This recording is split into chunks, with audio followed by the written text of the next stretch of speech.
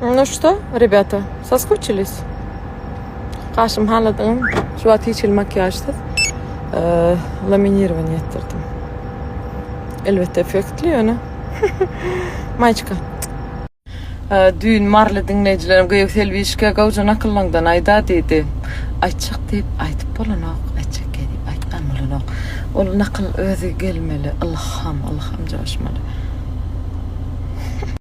Ecemcan kantener yakman ya tutuyorka. Motorda öyle sürüyen olmalı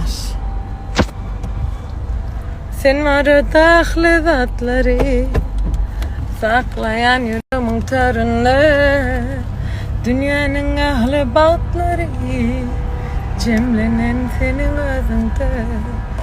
Kıydım paçanı mer takın hoş kaliyen ne diyeceğim taktım. Bir cemik soğudu. Bir kelmenden doğranını soğudu tuttu. Durmuştan da soğudu edecektim ya sen çıkıveren o kıydım. Çalışın. Şubat'ta kıyımlıydı. Sağ olsun. Eceler sağ olsun. Dədeler sağ olsun. Ben dədə məhrəm görmedim. Dədəmi yer ayırılıyım. Dədə qavuzat. Bizim dünyayın.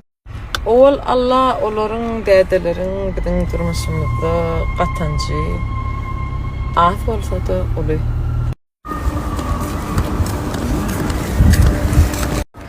Bizim Olimpiya şehircemiz. Men mehmançılık arayam.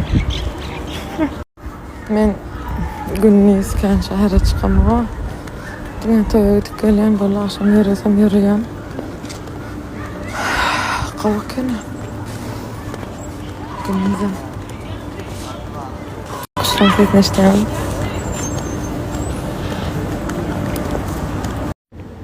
Her kim makyaj salonuysa biz kuhnada değil. Ne efektsiz şu an. Havladım.